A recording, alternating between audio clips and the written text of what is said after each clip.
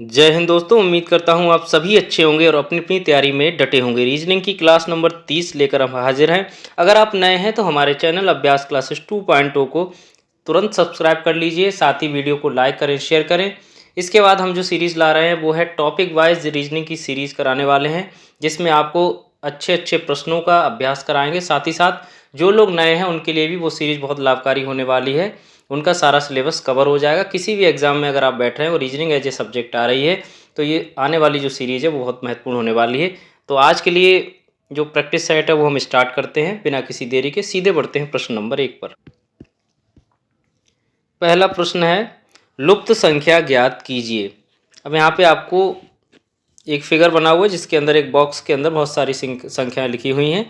इनमें आपको देखना है जो प्रश्नवाचक चिन्ह है उसके स्थान पर इन चार ऑप्शन में से कौन सी संख्या आने वाली है।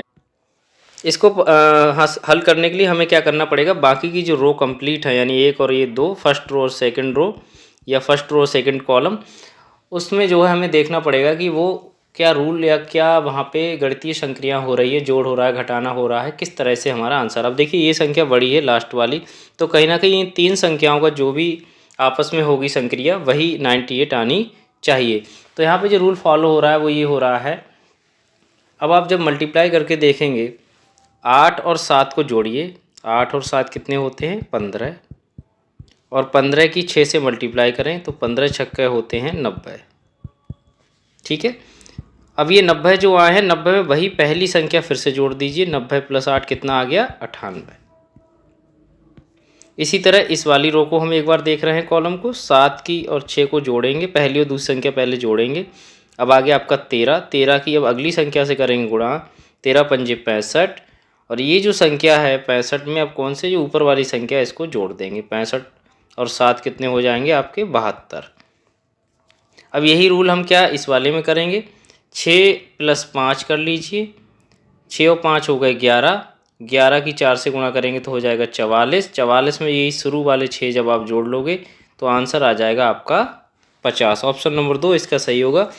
प्रश्न नंबर 2 है, लुप्त संख्या ज्ञात कीजिए। एक ट्रायंगल बना हुआ है, उसके तीनों तरफ संख्या लिखी है, एक संख्या बीच में लिखी हुई है। इसी तरफ से 3 ट्रायंगल आपको दिख रहे होंगे। अब इन 3 संख्याओं का जो रिलेशन है वो अंदर वाली संख्या से कोई ना कोई होने वाला है, यही आपको ज्ञात कर लेना है। जब ये ज्ञात कर लोगे तो प्रश्नवाचक चिन्ह के स्थान पर कौन सी संख्या आएगी वो आपको पता चल जाएगा। सिंपल सी बात है।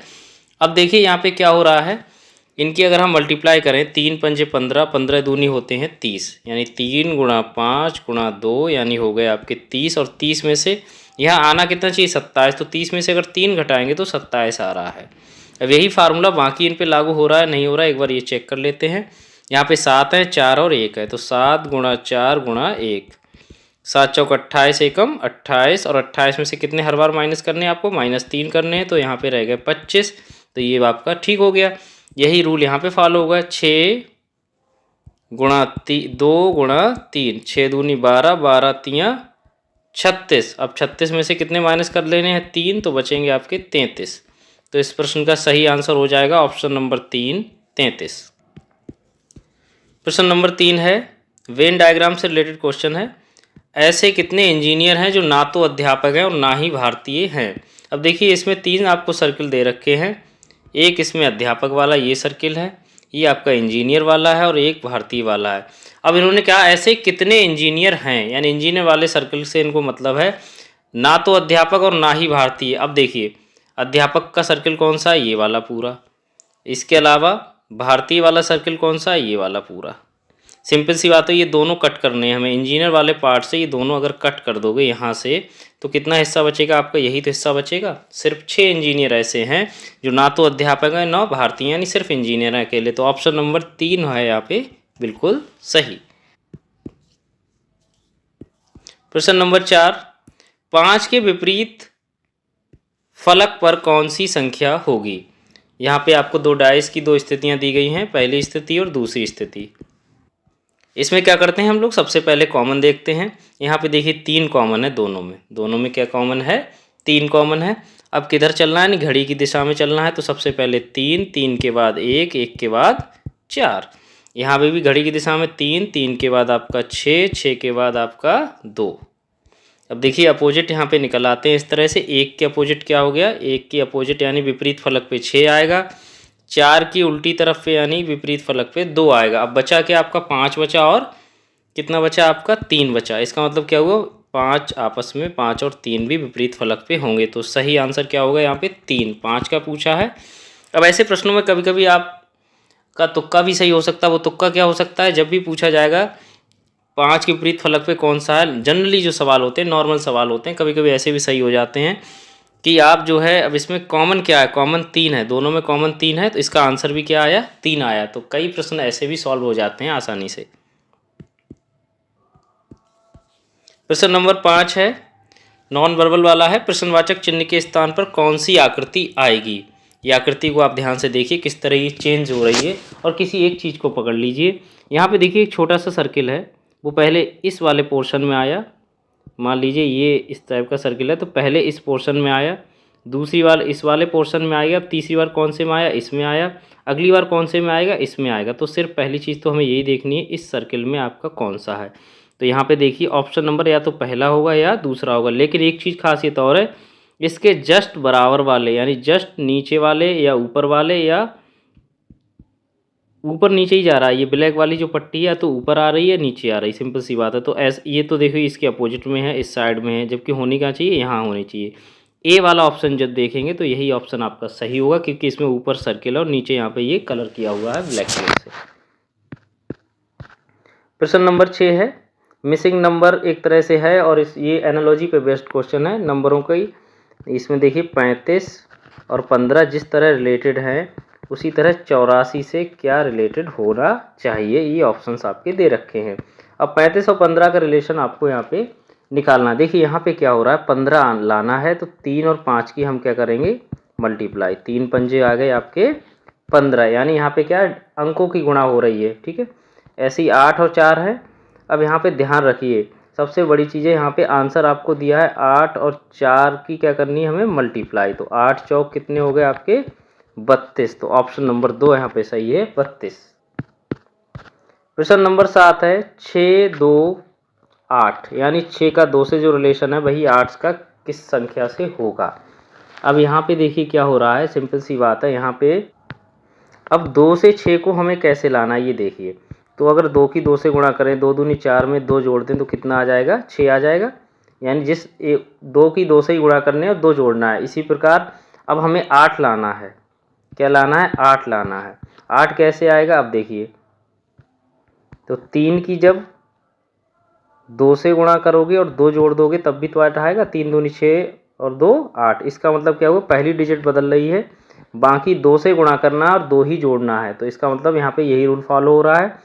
ऑप्शन नंबर 2 सही हो जाएगा यहाँ पे 3।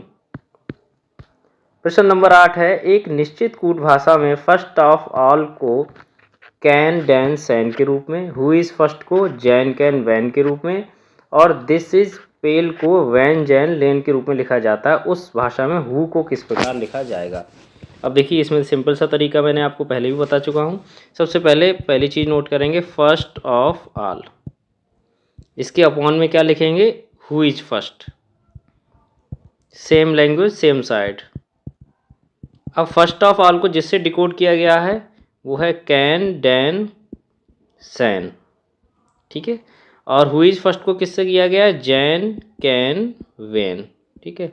अब इनमें जो कॉमन है उसको क्या करेंगे हम कट कर देंगे। अब इसमें देखिए फर्स्ट कॉमन है, इसमें आपका क्या कॉमन है कैन, ठीक है। अब यहाँ पे जो चीज़ बची है आपकी, एक तो आपका बचा ऑफ ऑल और नीचे बचा हु इज, ऊपर हुआ डैन सैन, नीचे हुआ जैन वैन। अब देखिए हु का यहाँ पे हमें पूछा था, हु का या तो जैन होगा या वैन होगा। इसके लिए हमें एक और समीकरण लेना पड़ेगा। इसके लिए आप ये ले सकते हैं दिस इज पेल वाला, दिस इज पेल, और उसके अपॉन में पिछले वाले को लिख लो क्योंकि हु इज़ फर्स्ट हमें चाहिए, हु इज फर्स्ट। अब देखिए दिस इज पेल को किससे लिखा गया वो नोट कर लेंगे, वैन जैन और लैन।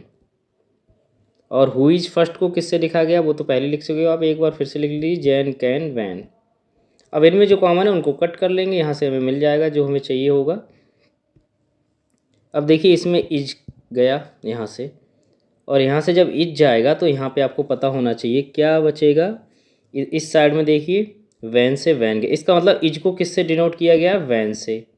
हमें यही पता करना था, इज को जब वैन से किया गया है, इज को किया गया है जब वैन से, तो हु को किससे किया जाएगा, जैन से।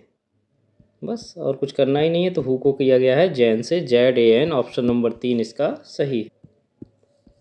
प्रश्न नंबर 9 है, यदि किसी लीप वर्ष का पहला दिन मंगलवार हो तो उसका अंतिम दिन क्या होगा।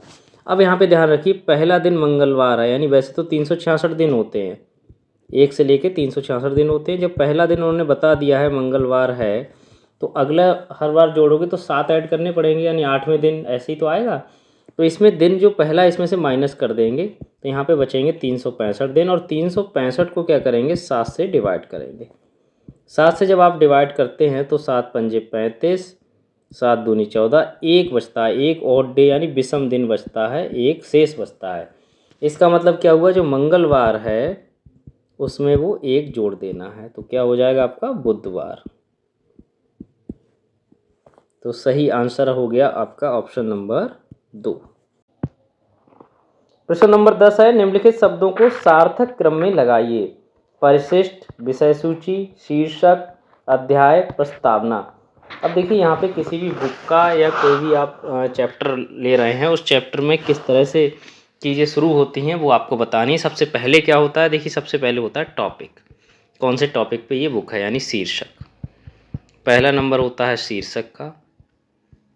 शीर्षक के बाद जो अगला नंबर हो, फिर आती है आपकी प्रस्तावना। ठीक है, प्रस्तावना के बाद जो अगला नंबर आएगा, प्रस्तावना के बाद क्या आना चाहिए, विषय सूची आनी चाहिए, इंडेक्स यानी। ठीक है, अब विषय सूची के बाद अगला जो नंबर आएगा वो किसका आएगा, अध्याय यानी चैप्टर का। और चैप्टर के एंड में क्या रहता है, परिशिष्ट। ठीक है, अब इनका क्रम देख लीजिए। शीर्षक कितने नंबर पे, 3 नंबर पे। प्रस्तावना हमने जो लिया था वो 5 नंबर पे था। विषय सूची 2 नंबर पे। अध्याय 4 पे और परिशिष्ट 1 पे। तो 3 5 2 4 1, 3 5 2 4 1, यानी ऑप्शन नंबर 2 इसका सही है। प्रश्न नंबर 11 है, 8 मित्र PQRSTUV और W समान क्रम में एक गोलाकार मेज के चारों ओर वामावर्त क्रम से एक दूसरे से समान दूरी पर केंद्र के सम्मुख बैठे हैं। यदि Q दक्षिण पूर्व में बैठा है तो W किस दिशा में बैठा है। इस प्रश्न की जो खास बात है वो यही है, सबसे पहले लोग कितने, 8 हैं, और दिशा की बात हो रही है, और इसमें देखिए किस तरह की दक्षिण पूर्व दिशा, यानी 8 दिशाओं की बात हो रही है। तो सबसे पहले हम एक सर्किल बनाने वाले हैं, काम आसान हो जाएगा। एक सर्किल बना लीजिए और उसमें डायरेक्शन के हिसाब से बना लीजिए, 8 डायरेक्शन दिखा दीजिए। देखिए ये आपका पूरब होता है, ये आपका होता है पश्चिम, ऊपर उत्तर और नीचे दक्षिण। ठीक है, साथ ही साथ दक्षिण और पूरब के बीच की जो होती है उसको बोलते हैं दक्षिण पूरब। पश्चिम दक्षिण में यानी दक्षिण पश्चिम बोलते हैं इसको। उत्तर पश्चिम होता है ये बीच में जो होता है, ये वाली लाइन, ये वाली लाइन जो होगी ये होगी आपकी उत्तर पूरब। ठीक है, अब ध्यान दीजिए इसमें इन्होंने दूसरी लाइन क्या बोली, केंद्र की ओर सम्मुख मुँह करके बैठे हैं। तो दूसरी लाइन बात यह है कि सारे ये क्या हैं, अंदर की तरफ हैं, केंद्र के सम्मुख बैठे हैं। ठीक, अब इन्होंने क्यू का यहाँ पे परिचय दिया है। क्यू के बारे में जो उन्होंने बात की है, क्यू दक्षिण पूर्व में बैठा है। दक्षिण पूर्व कहाँ पे, यहाँ पे, तो क्यू तो हो गया यहाँ, सिंपल सी बात। वामावर्त क्रम, अब देखिए वामावर्त का मतलब होता है घड़ी की विपरीत दिशा में। घड़ी हमेशा ध्यान रखिए, घड़ी किधर से किधर को चलती, इधर को इधर से चलती, इसको बोलते हैं दक्षिणावर्त यानी क्लॉकवाइज। अब यही हम अपोजिट कर दें इसका, इधर से इधर को, तो क्या हो जाएगा आपका वामावर्त। ठीक है, अब देखिए यहाँ पे उन्होंने वामावर्त की बात की है, तो हम एक बार इसको नोट कर लेंगे। वामावर्त का मतलब ये है कि हमारी जो डायरेक्शन जाएगी वो इस साइड को जाएगी। ठीक है, अब Q से पहले चूँकि P यहाँ पे आई जाएगा, क्योंकि सभी एक क्रम में है, समान क्रम में है, तो PQ, उसके बाद R, फिर S T U V W। अब इन्होंने किसकी पूछी है, W की दिशा पूछी है, सीधी सी बात है। अब W कहाँ पे, ये, और ये दिशा कौन सी है, दक्षिण पश्चिम। इसलिए इस प्रश्न का सही आंसर हो गया ऑप्शन नंबर 3, दक्षिण पश्चिम। प्रश्न नंबर 12 है, यहाँ पे लेटर जो है मिस है वो आपको देखने हैं, कौन सी सीरीज बन रही है। ONPM NPMO PMON। अब देखिए यहाँ पे क्या है, आपको क्रम एक ढूंढना है। अब ये बात तो यहाँ पे कंफर्म होगी कि 4 लेटर का ही एक क्रम बन रहा है, तभी इसके 4 लेटर भी मिस हैं, 4 लेटर वाला क्रम है। अब इसमें कौन सा क्रम है देखिए, अगर यहाँ पे देखते हैं कि MON, इस वाले को ध्यान से देखिए, MON, इसके बाद एक P ही बचता है यहाँ पे, तो यहाँ के आ जाएगा P, यानी कौन सा बन रहा है, सिंपली MONP। ऐसा क्यों मैंने बोला, क्योंकि यहाँ भी देखिए एक मिस है, कौन सा मिस है, M, तो MONP यहाँ से ख़त्म हो गया, फिर से M शुरू हो गया, MONP, फिर से ख़त्म, MONP।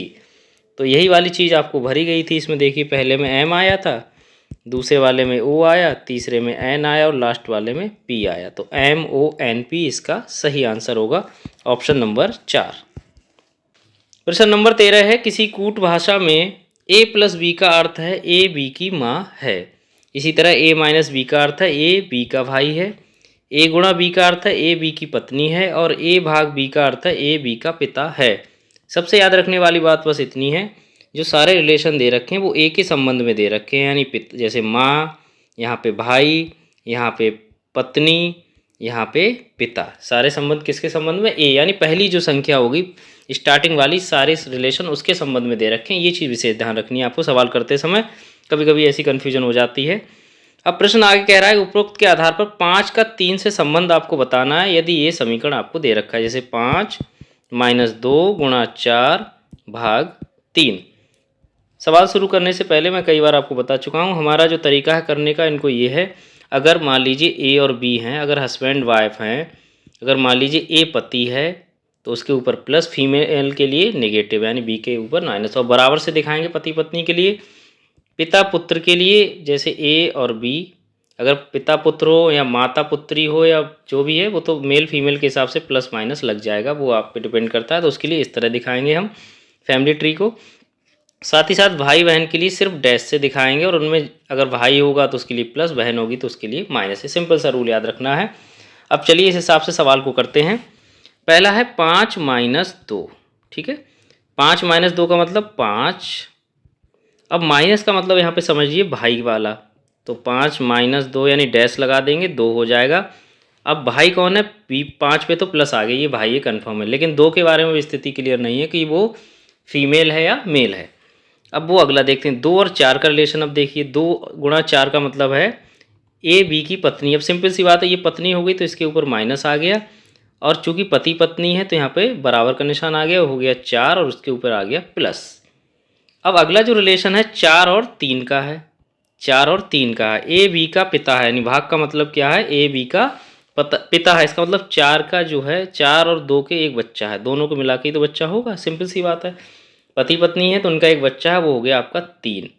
और चूंकि इसके बारे में भी क्लियर नहीं है प्लस है या माइनस, इससे हमें मतलब नहीं। अब इन्होंने सीधे कहा है 5 और 3 का रिलेशन क्या है, यहाँ पे 5 का और 3 का रिलेशन क्या, देखो 3 के संबंध में ये उसकी माँ हो गई, और माँ का ये कौन हो गया, भाई हो गया, ठीक है। तो इसलिए प्रश्न के अनुसार ऑप्शन नंबर 2 इसका सही है, माँ का भाई। प्रश्न नंबर 14 है, बस डिपो से प्रति 30 मिनट में मेरठ के लिए बस छूटती है। पूछताछ लिपिक ने यात्री से कहा कि मेरठ के लिए बस 10 मिनट पहले छूट चुकी है तथा अगली बस 10:30 पर निकलेगी। जब पूछताछ लिपिक ने कहा उस समय क्या समय हो रहा था। थोड़ा सा ट्रिकी क्वेश्चन है लेकिन है बहुत सिंपल, लैंग्वेज बड़ी है और आंसर बहुत छोटा है। इसमें देखिए उन्होंने बोला है हर 30 मिनट में मेरठ के लिए बस छूटती है। सबसे पहले अगली बस देखिए कितने पर निकलेगी, 10:30 पर, 10:30 पर निकलेगी। अगर इसमें से अगर 30 मिनट माइनस आप कर लोगे तो कितने बजे निकली होगी बस, 10 बजे निकली, ये तो कंफर्म होगी क्योंकि हर आधा घंटे पे बस है, सीधी सी बात है, हर 30 मिनट पे तो बस 10 बजे निकली है। बस के निकलने में तो कोई हेरा फेरी नहीं है। हाँ, आप लेट पहुँचे हैं क्योंकि 10 मिनट पहले छूट गई। इसका मतलब क्या हुआ, जब लिपिक के पास आप पहुँचे होंगे तो 10:10 हो गए होंगे, तभी तो 10 मिनट लेट होंगे।